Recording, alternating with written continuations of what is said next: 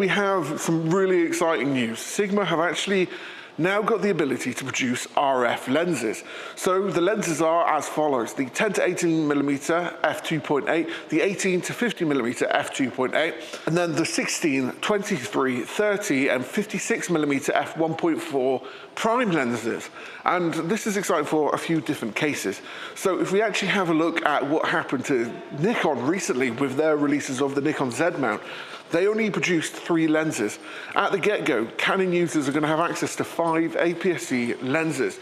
That's generally just quite exciting, especially for enthusiasts and beginners that want to have access to some of the professional quality glass without necessarily the giant price tag that ensues. In fact, what I found quite interesting is that you can actually get all of these lenses for the same price as the 70-200 f2.8 L lens from Canon. Of course, when it comes to Sigma, they are a lot more budget friendly, and if you have predominantly shot Canon and haven't really heard of Sigma before, they produce some of the best quality lenses at the most friendly price, and this is overall just very exciting.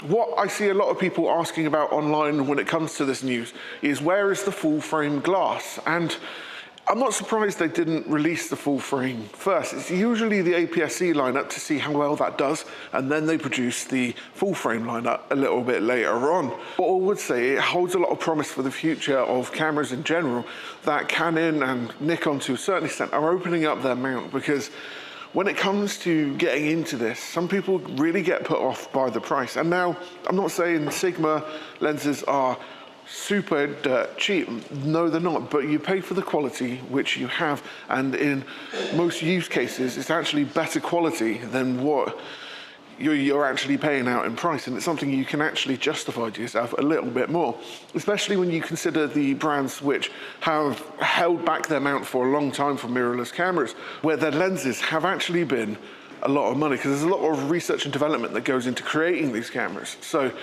the prices of their lenses and their cameras kind of follow suit in that regard. But now that they're opening up the mount, it means more people can get into the areas of photography that they want and have some very high quality lenses. All of these follow just under 500 quid, at least for the most part. So in that regards, there's a lot of real potential here for people to progress their creative kind of gear and what they can do with the cameras in which they've got. Now, I'm not going to lie, it is a shame that they didn't release any full frame glass, but they didn't with the Nikon, so I wasn't really expecting that with this anyway. The trouble is that as we approach greater and greater heights when it comes to camera technology, full frame has pretty much become the standard for a lot of these companies. And yes, it's more expensive, but it tends to be the cameras that people end up going for more and more. There's no secret that more full frame cameras are released than aps-c cameras these days. So there's two sides to this. There's the optimism of what's coming next, but there is also, it would have been nice to see some full frame glass, especially a Trinity setup. Imagine if we saw the 17-28, the 24-70 and the 70-200, which they recently just released on RF. I can see a lot of people buying it because it's a lot less expensive than what you'd be paying on the Canon counterparts.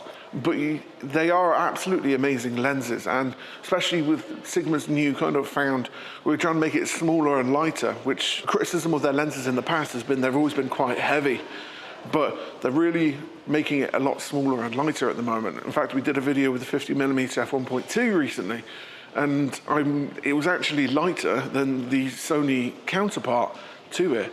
So at the moment where it stands, yes, it's not full frame. Doesn't necessarily have to be. This is a start to the next generation of lenses and a more widely acceptable kind of market for people to get into this thing that I personally absolutely love. And the other side of it, it shows that Sigma and Canon are listening to you. They're starting to bring out lenses which you're most likely going to be very interested in.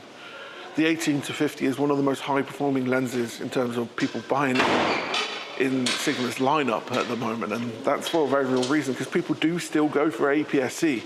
May not have so much of the limelight anymore, but these lenses are going to find a place, and again, I can't wait to see what happens next with this. Anyway, if you like this video, make sure you like, follow and subscribe if you want to see more. Have a good day.